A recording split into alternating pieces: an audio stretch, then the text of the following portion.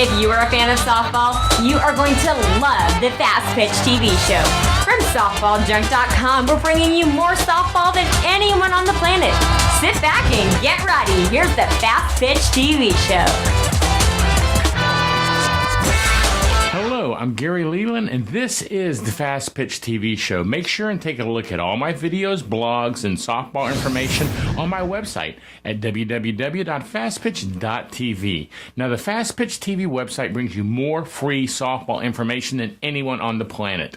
Now, today I'm bringing you an interview I conducted with USA Olympian Lovieanne Jung. Now, Lovieanne played in the 2004 and the 2008 Olympics. Now, let's go to the interview right after this short message. Do you need a softball bat? Do you want to save $30? SoftballJunk.com is offering an additional $30 discount off the price of all non-sale softball bats on their website. That's right, $30. So the next time you buy a bat, go to SoftballJunk.com and enter the code FPTV30 during checkout. And wham! You just put a cool $30 in your pocket. Lovie, thank you so much for joining me on this show here. How's New Orleans been for you? It's been fun. We got here late last night, so we haven't been able to see the city yet, but we'll be able to go out today before the game. Well, we got 10 questions for you. And guys, I have on a piece of paper because I'm getting old and I can't remember these 10 questions. But the first one I do remember is, how old were you when you started playing softball? Well, when I started playing softball, I was probably around 12 or 13 years old, but I actually started playing ball, Little League, with the boys when I was 10, and then I got into rec ball around 12, 13 years old. Wow. Yeah, you started a little late compared to a lot of people, especially compared to kids now. A lot of the girls like Lisa started out of the womb. Yeah, that's a good way to put that. Question number 2. Was there anyone special in your life that helped you become a great player?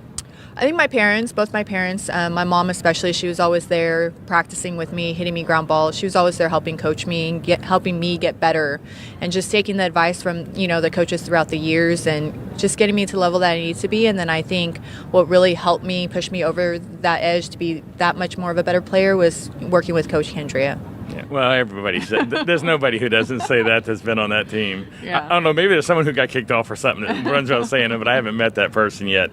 Number 3, how did you get ready for a game? What did you do before a game to get ready? Well, I'm a very laid-back type of person, so I drank my coffee, I like to take my naps. I would get up in the morning, do whatever workouts we need to, and then I would like to take my naps before, we left the hotel for the game. And then I just listened to music on the way to the game and hung out. I was laid back. I wasn't about being, out there on the field, trying to do a lot of things. I just wanted to kind of have my alone time and focus. That answer is kind of a common answer. And common? Yeah, over all the years of the Olympics, yes. And then what do you like to do when you're not involved with softball? Right now, or just in general? Yeah. I have a 3-year-old daughter, so I like hanging out with her. Well, that's a good thing for the most part, but yeah, no, I have a great time with her. We go out, have fun, take her to the field sometimes, softball field, when I go and work out with some of the girls and help them out. Yeah, 3 years old, though, they can start talking to you. They can say what they want. Around. You have say, opinions. Get in that seat there. Can she buckle herself up yet? She tries to, yeah. Getting easier and easier. What factors do you feel have influenced you the most to become the player you became? I think my work ethic and my dedication is something that my parents, kind of emphasized to me as I was growing up, to my brother and I. So I think that just kind of helped me along the way, just learning the work ethic and how much work it actually takes to be an Olympic athlete.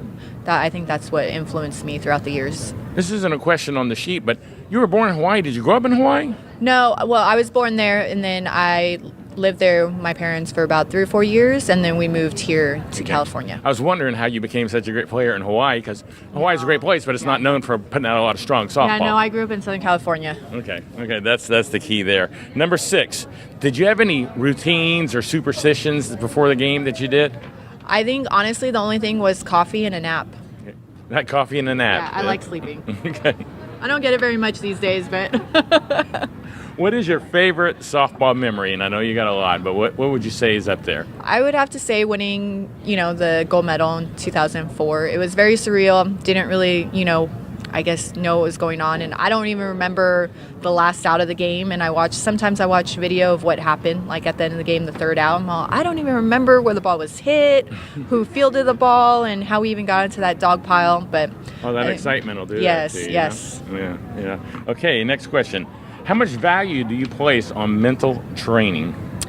I place a lot of value. I believe it's pretty much like 70 to 80%, of the game. It's a game of failure. You don't succeed very often in this game, so that can be, a setback for a lot of people. But I think if you work really hard on the mental aspect and the physical aspect, as long as you're working towards that in practice and in the weight room and conditioning, then I think the mental aspect will get you farther than the actual talent or physicality of the game.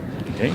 And our last, if you could have done anything else as a profession besides softball, what would it have been? Firefighter. I'm a firefighter paramedic right now. So I retired and I decided to do it. And so that's what I do now. Oh, so yeah, that's an easy one to answer. Yeah. I think I knew that in the back of my head.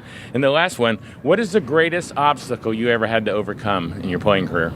I actually was cut from one of the U.S. teams. So I was cut from one of the teams the year before my senior year, and so my work ethic increased twofold in the fall when I went back to school, and I actually went home for the holidays only for a couple days, and then came back to school and just started working. And that's where I think my senior year at that moment is where I learned how to train and work by myself on tee work and front toss and things like that, as opposed to actually having to be in a team atmosphere practice and just having that focus of being at the field by myself. That is a pretty big obstacle to overcome. Yes. Being denied and turned down and then coming back, and that really is a pretty big obstacle. Yeah.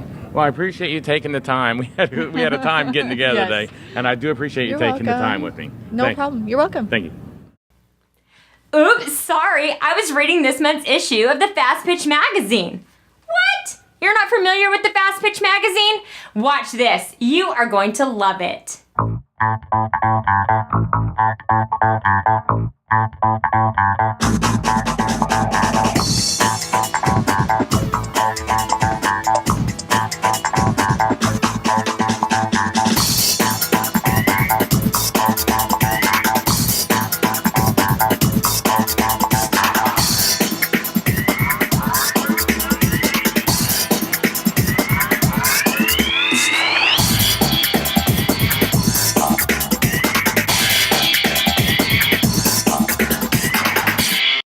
Looks great, right? Want to find more about the #1 coaching tool on the internet? Go to fastpitchmagazine.com today.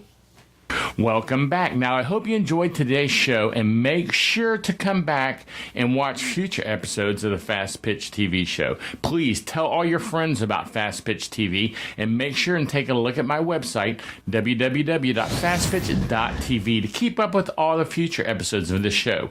Now, until next time, this is your host, Gary Leland, saying goodbye, and thanks for watching.